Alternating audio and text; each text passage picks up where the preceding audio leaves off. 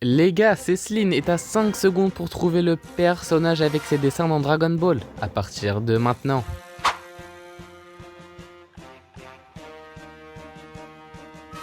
Et c'était Murasaki, le ninja Flow Peste de Dragon Ball. D'ailleurs, je lui ai fait une vidéo de sa carte Nîmes, donc n'hésite pas à la voir. En tout cas, si tu l'as trouvé, tu peux t'abonner dès maintenant, et si tu l'as pas trouvé, bah...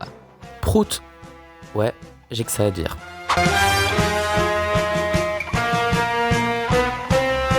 Bonjour à tous, c'est Céceline et aujourd'hui je vais faire la carte Nîmes de celui qui est revenu des morts pour sauver ses potes. J'ai nommé Sangoku. Et pour l'instant je ferai que des personnages de l'arc Saiyan. En gros là je fais leurs cartes à chaque arc, mais plus les arcs avanceront et plus du coup leurs cartes évolueront. Et je vais principalement me servir des cartes évolution de FC24, à part pour leur première carte. C'est quoi une carte Nîmes? C'est une carte FIFA mais à la place des joueurs de foot, et bah c'est les personnages de manga.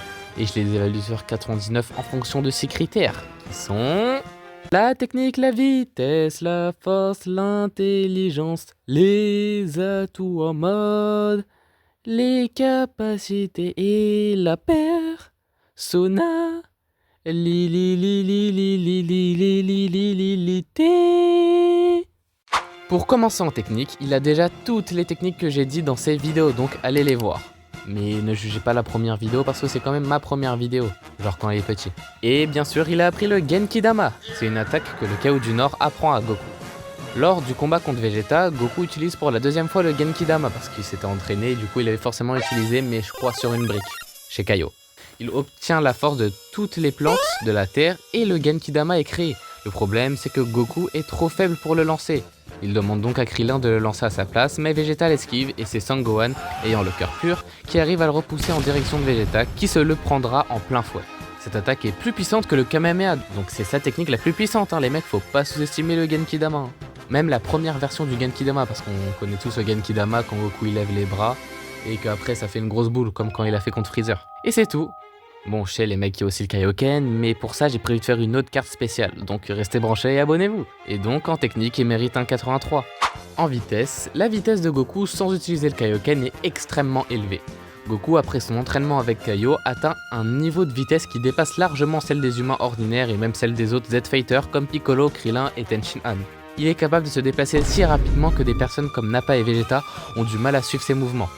Lors de son combat contre Nappa, Goku esquive et contre-attaque à une vitesse si rapide que Nappa, bien plus lent, est complètement dépassé et incapable de réagir. Cela montre que la vitesse de Goku est bien supérieure à celle des guerriers Saiyans de base. Il a aussi mis beaucoup moins de temps pour revenir que lorsqu'il était arrivé de chez Kaio dans l'allée. Le trajet de l'allée, qui avait initialement pris 6 mois, ne lui a pris cette fois que 2 ou 3 jours. Il me semble que c'était même pas 2 jours en fait. Ou même pas en fait, mais en tout cas vers cette tranche-là. Et bien sûr, ça c'était le retour. Le mec a quand même fait du sale à Nappa sans utiliser le Kaioken. Je tiens à rappeler que Nappa avait un V6 Piccolo et Krillin qui s'étaient démultipliés en 3. Et là, Goku le neutralise complètement sans utiliser le Kaioken. En soi, il l'utilise, mais vous avez capté quoi, il l'utilise une seconde. Carrément, il lui marche sur la tête. Le mec, il a cru que c'était un paillasson. Alors ça, mon gars, c'est... Ah, ça c'est la honte, Nappa, c'est la honte, hein. Ah mais là gros, tu l'as mangé, tu l'as craché, tu l'as recuisiné et tu l'as remangé et avalé et digéré et ensuite tu l'as chié. Ah ouais, là on a vu ça mec, hein. Oula, bon bah Inch'Allah frère, Inch'Allah. Et tu me diras comment c'était, ok? Ah vas-y hein. Il a un 99 en vitesse. Alors là, en force, lorsqu'il affronte Nappa, la puissance de Goku est considérablement augmentée. Il est estimé à environ 20 000 unités. Ce niveau de puissance lui permet de se mesurer à Nappa bien que ce soit un combat difficile. Goku a haggar Nappa pendant leur combat. Le poteau, il a tout esquivé et a placé des coups qui ont mis mal Nappa. En plus, il a le Genki-Dama qui est très dévastateur. Demandez à Vegeta. Donc en force, il a également un 99. Autour de l'intelligence. L'intelligence de Goku est montrée principalement à travers ses capacités de combat et ses stratégies en situation de combat, plutôt que par des actions particulièrement astucieuses ou des décisions stratégiques. L'intelligence de Goku est surtout manifestée à travers son instinct de combat et sa capacité à utiliser ses compétences et techniques efficacement plutôt que par des stratégies complexes ou une réflexion approfondie. Et il mérite la note de 63 en intelligence. Après l'intelligence, c'est au tour des atouts. Il a déjà tous les atouts que j'ai dit dans ses dernières vidéos, donc allez les voir.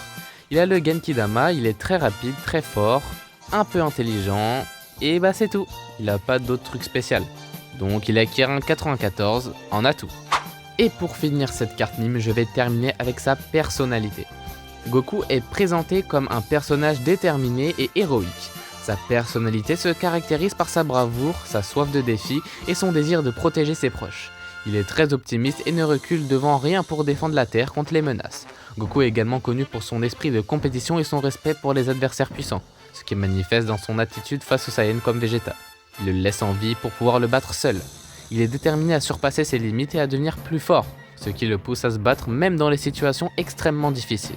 Du coup, il obtient la note de 82 en personnalité.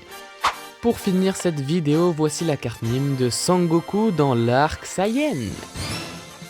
Juste en dessous de sa note, il y a son type, c'est-à-dire si c'est un héros ou un méchant. Donc ici, c'est un héros qui a été en retard. Tout en bas à gauche, il y a sa nationalité, qui est les Saiyans que j'ai représenté avec la planète Vegeta. Tout en bas à droite, il y a son club qui est les Z-Fighters que j'ai représenté avec le Z de Dragon Ball Z, car il en fait partie, et aussi sa ligue qui est au milieu et qui est Dragon Ball le manga, que j'ai représenté avec une Dragon Ball. Logique. Et encore au-dessus, il y a ses caractéristiques. Tech pour technique, vite pour vitesse, fort pour force, INT pour intelligence, Ato pour tous les capacités et PUR pour la personnalité. Et il est en or rare avec une note de 96 de général. En vrai, ici aussi je m'attendais à un peu plus, mais c'est déjà bien, parce que la rareté des cartes dépend des niveaux des notes. Admirez ce chef-d'œuvre. Bon, bah du coup c'est la fin de la vidéo, lâche un petit like pour me soutenir et abonne-toi si t'es d'accord avec moi pour les notations de cette carte. Et partage pour que la famille s'agrandisse. Dites-moi en commentaire si à votre place vous auriez tué ou pas Vegeta. Moi je te dis je l'aurais cash tué direct, hein. J'aurais pas pensé à l'avenir ou Zarma je dois le tuer tout seul, ah non hein. Et donc on se retrouve dans une prochaine vidéo. Aïe.